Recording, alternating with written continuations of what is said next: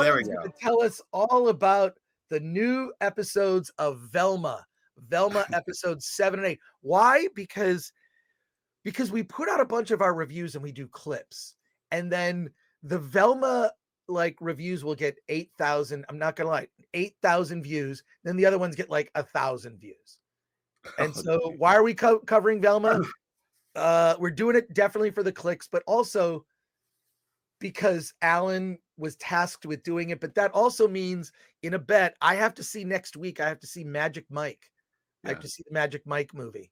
That vote wasn't even close. No, it wasn't even close. People are like, Gore deserves it. He's got to go because Alan's being tortured with Velma.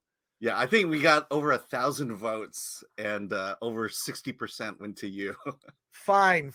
It's not, I don't need a recount. I accept the results of this election.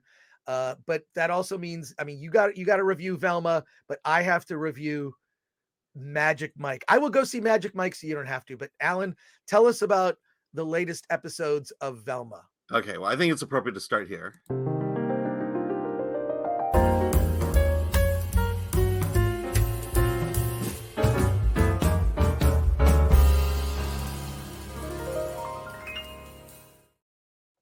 All right, so let's talk about Velma.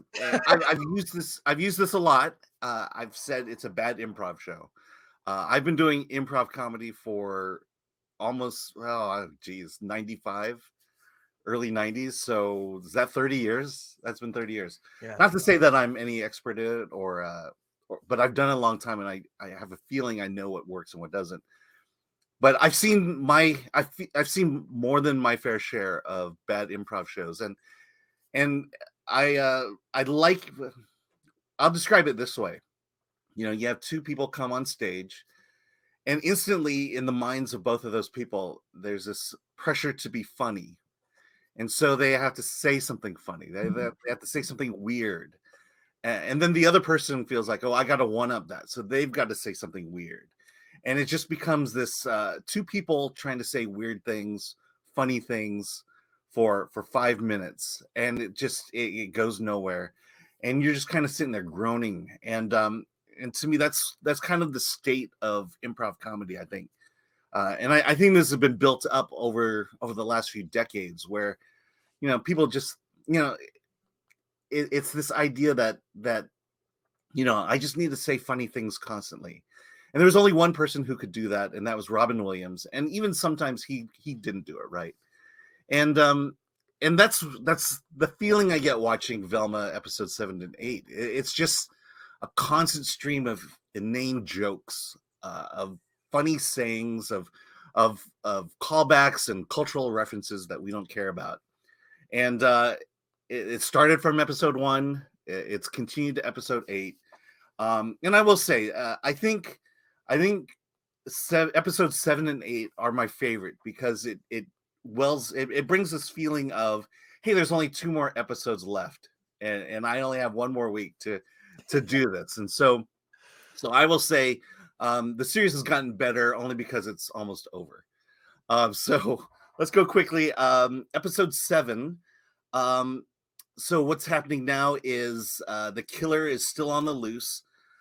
There's they've discovered that it's a ghost, or at least that's what the police are saying. They're saying it's not a serial killer, it's a ghost. So everybody can go out and have a party, and the party is the Crystal Cove Fog Festival, and here, in order to protect everybody, women have to show up with a date. So single men can show up, women can show up, but they have to have a date. And Velma realizes that she needs to go to this to protect people. And the only way she can do it is to dress as a man. And by dressing as a man, she discovers the wonders and glories of male privilege. And that's the episode here. Let's talk about a few lines here. Let's see. Fred must be okay. So another side story is that Fred has to win Fog King in order to stay in the good graces of his family, and so he can keep his money going. So here's some great lines from episode 7. Let's see. What is it? Oh, I'm sorry. I'm reading. So Okay, so forget it. I'm not gonna read lines. Um, so yeah, so it's the glories of Velma trying to learn what it's like to be a man, how great it is to be a man, and of course she has bad things to say about it. Um, oh yeah, so here's some. Sorry, I'm all over the place here, but I know I had to do it this morning because obviously I was busy yesterday. Yeah. So some lines are like drunker than a cool babysitter, and there you go. Uh, Okay. as a guy, oh yeah. So when she talks about male privilege, she says, "As a guy, there's so little consequences for their actions." Ha ha ha. And by the way, it ends with the Scooby Doo stupid chase through a bunch of doors. You know how they'll enter one door on one Oh, side. yeah, that was a staple of the original Scooby Doo. Yeah, and so there you go. They're at least honoring Scooby Doo. The Episode 8. Again, we're getting closer. Here, Velma and Daphne. It basically explores more of Velma and Daphne's friendship, and they get stuck in a cave. They're pressed in by these rocks. Um, you know, and then what happens in this one is it's a series of flashbacks, and they do this horrible title sequence, title gag. They'll say Daphne's flashback taking place at the time Velma, and it just goes on. It's this joke that's not funny, doesn't make sense, but they just press really hard into it. Um, so Velma has to convince Daphne to go into the woods to find Fred, who's been missing. And at one point, and as to coax Daphne out there, she says, "I brought your favorite snacks. It's water and a picture of Tom Holland." what? A picture of Tom Holland. That sounds like an improv comedy bad line. It's awful. Exactly. It's Um, terrible, man. let's see. Oh, here we go. There's a killer in the woods or a celebrity on a social media cleanse. Cleanse. See, this sounds like jokes. Someone said it before in a review, and I forget who it is. They said the dialogue in Velma sounds like comedy writers talking to other comedy writers. Yeah. That's what Well, it sounds like. that's an improv show. It's comedians trying to one up each other, Yeah. trying to come up with every reference possible. It's those people who you meet them at a party and they have to say something funny all the time. So you Yeah. say something funny and they'll respond with a funny joke in line, and that's That why sounds I feel that like sounds like absolute torture. it is, and that's the series. Oh And god. again, I painted it last week. The writers' room, they write a joke. Well, they write a basic script, and then they have to add jokes to it. So here's a line. Oh, we need to enhance that line with a joke. And then when they come up with some kind of weird reference, they'll high five each other and say, "Great job." Yeah. Oh, yeah, here's a good one. No one. Um, oh, yeah. So I think this was from Daphne. No, this is from Shaggy. Or sorry, Norval. He says, "No one knows my heart more than me and Mary J. Blige."